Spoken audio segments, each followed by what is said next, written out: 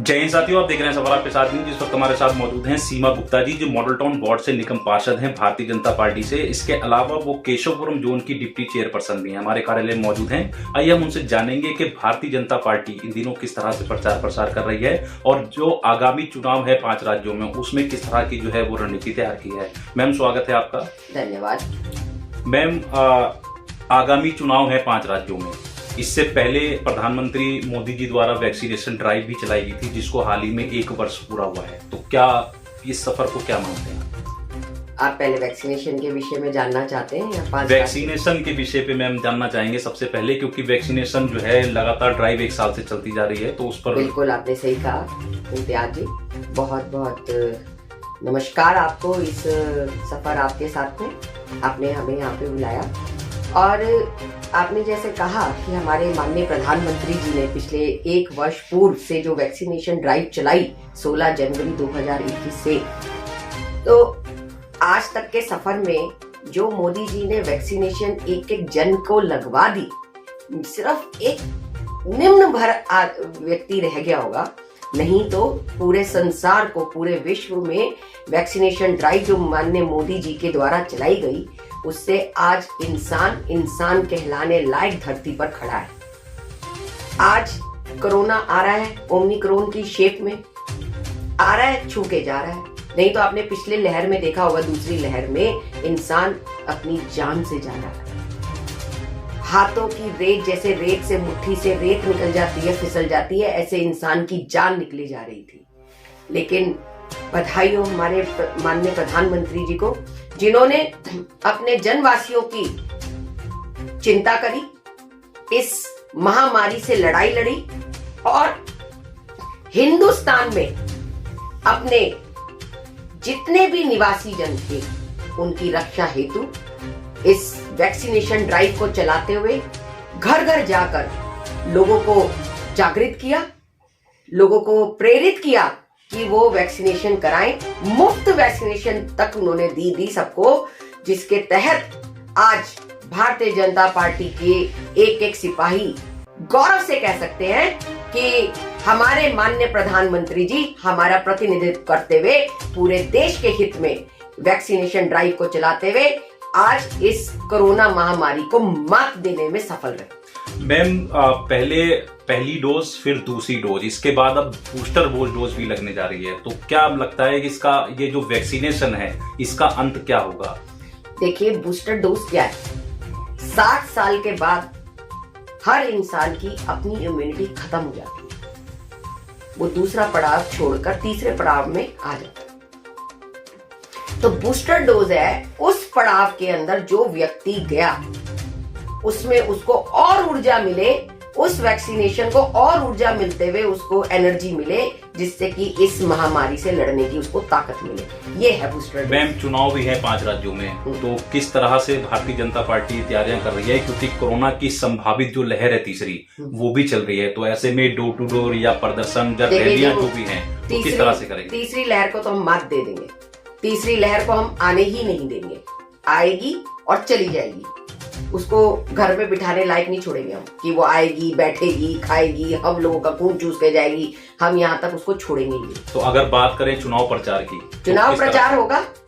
मोदी जी ने 2014 से social media का आह्वान करवा दिया था। हम हर चीज, आज आप देखें वर्चुअल मीटिंग्स हो रही हैं, सोशल मीडिया का जमाना है। आप वाराणसी से जब उन्होंने आगाज किया, लोकार्पण किया, तो मीडिया के चैनल से किया। हर आदमी ने घर बैठे मीडिया से मोदी जी को देखा। काशी विश्वनाथ में जिस तरह का इतना बढ़िया उन्होंने सौंदर्यीकरण कराया, लोगों को तोहफा दिया, तो ऐसे ही आज सोशल मीडिया का जमाना है, अच्छी टेक्नोलॉजी का जमाना है। हम 21वीं सेंचुरी के अंदर कदम रखने जा रहे हैं, और हम बात करें पुराने जमाने की कि जी घर घर जाएंगे, प्रदर्शन करेंगे, रैलियां करेंगे, जैसा जमाना वैसा काम। और मोदी जी ने एक बात करके दिखाई है, और हम किसी भी चीज से पीछे नहीं है। हम हर न्यू टेक्नोलॉजी के तहत घर घर तक जाएंगे, अपनी बात पहुंचाएंगे और इस चुनाव के अंदर परचम फहराएंगे।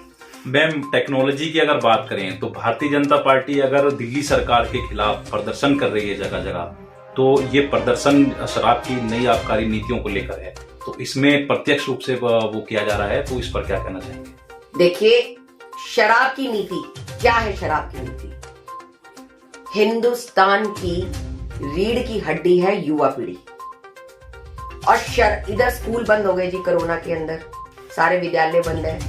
14 साल का बच्चा जब एक नई पड़ाव पर अपना कदम रखता है तो उसकी स्थिति डामाडोल होती है। तभी तो कहते हैं ना, जब बच्चा ये बाकपन से जब जवानी की तरफ कदम रखता है, सबसे ज्यादा माँ बाप का कर्तव्य होता है उस समय उस बच्चे को संभालना, क्योंकि वही समय होता है बच्चा लड़क जाता है। और ऐसे समय में जब स्कूल बंद है तो बच्चा कहाँ जाएगा? और ऐसे समय में तुमने गली के हर नुक्कड़ पर शराब के ठेके खोल दिए तो बच्चा कहाँ जाएगा? सीधा सीधा शराब के ठेके पे जाएगा, शराब पिएगा, क्राइम करेगा और एक एक गली में गुंडे पैदा हो जाएंगे। वो ये नहीं देखेंगे कि मैं प्राइम मिनिस्टर का लड़का गुंडा हो गया या एक गली के नुक्कड़ के मोची का लड़का गुंडा हो गया। तो अगला कदम क्या रहेगा आप लोग का? हम ये शराब की नीति को जमीन से उखाड़ कर बाहर फेंकेंगे। हम इस शराब की नीति को बिल्कुल नहीं चलने देंगे। घर घर जहां पर रेजिडेंस होंगे, जहां पर मंदिर हैं, जहां पर स्कूल विद्यालय हैं, वहां पर कोई शराब की दुकान नहीं खुलने देंगे, चाहे जो मर्जी कर ले। मैम, दिल्ली में नगर निगम चुनाव भी बहुत नजदीक है, तो ऐसे में भारतीय जनता पार्टी के लिए चुनौतियां और भी हैं, क्योंकि कई राज्यों में चुनाव भी चल रहे हैं, इसके तुरंत बाद दिल्ली में है। तो भारतीय जनता पार्टी की ओर से आप लोग की क्या तैयारियां चल रही हैं और किस तरह से एकजुटता का प्रयास कर रहे हैं लोग? तैयारी वो करते हैं जो सावन भादो काम करते हैं। और भारतीय जनता पार्टी के कार्यकर्ताओं ने तो बैठना ही नहीं सीखा। वो चाहे सत्ता में हो चाहे वो विपक्ष में हो, उनको तो सिर्फ काम करना आता है।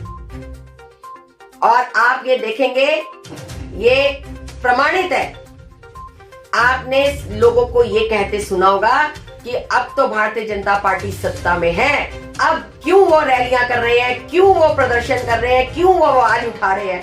क्यों? क्योंकि वो हमेशा सतर्क है अपनी जनता के लिए। उनको एक एक मिनट की सतर्कता से चलना सिखाया है, क्योंकि उनके अंदर संघ का खून है। और भारतीय जनता पार्टी का एक एक सिपाही निम्न वर्ग से लेकर ऊपर के वर्ग तक गली गली कूचे में जाकर निरंतर काम करता है। तो तैयारी तो हमारी शुरू दिन से है। हम कब बैठे हैं घर में जो हमें आज तैयारी करनी पड़ेगी? मैम, मॉडल टाउन से निगम पार्षदा हैं आप और काफी अच्छे नेतृत्व के लिए जानी जाती हैं, और तो क्या मैसेज देना चाहेंगे जो क्षेत्रवासी? देखिए, मेरी सभी क्षेत्रवासियों से हाथ जोड़कर निवेदन है, सच्चाई को जाने, एक दूसरे की कानाफूसी पे मत जाएं, अपने दिमाग से काम लें। क्या काम निगम का है, क्या काम विधायक का है, क्या काम सांसद जी का है, और क्या देश की परिस्थिति है, उन सब को ध्यान में रखते हुए अपने माइंड को क्रिएट कीजिए, अपने विचार को कीजिए और अपने वोट को जाया मत जाने दीजिए कि किसी एक व्यक्ति ने आपको समझाया और अपने वोट को आपने खराब कर दिया। मत करिए। अगर आज मोदी जी है तो सब कुछ संभव है। आज सरहद पर अगर जवान तैनात है तो मोदी जी की वजह से है। आज अगर हम हिंदुस्तान में रह रहे हैं तो सिर्फ और सिर्फ मोदी जी की वजह से है। आज अगर हमारे यहाँ किसी आतंकवादी को एक बम फोड़ने तक में भी उसको 10 बार 1000 बार सोचना पड़ रहा है तो सिर्फ और सिर्फ मोदी जी के डर की वजह से। अगर आज आप कहीं डगमगाए, लोगों की भ्रमित हुए, तो आप ये समझ लीजिए आप औरों को भ्रमित नहीं कर रहे, आप अपने आप को भ्रमित कर रहे हैं। आप इस देश में रहने लायक ही नहीं बचेंगे। आपको ये देश छोड़ के जाना पड़ेगा, और नहीं तो आपको पिछले 1947 में जैसे हमारे बड़ों ने बड़ी मुश्किलों से इतनी शहादत देके हमें गुलामों की जंजीरों से आजाद कराया था, हम वही इतिहास दोहरा दें। तो इसलिए अब सोचना आपको है, आपको तय करना है कि आपको कौन चाहिए। आपको मोदी चाहिए या आपको नटवर लाल जैसा केजरीवाल चाहिए?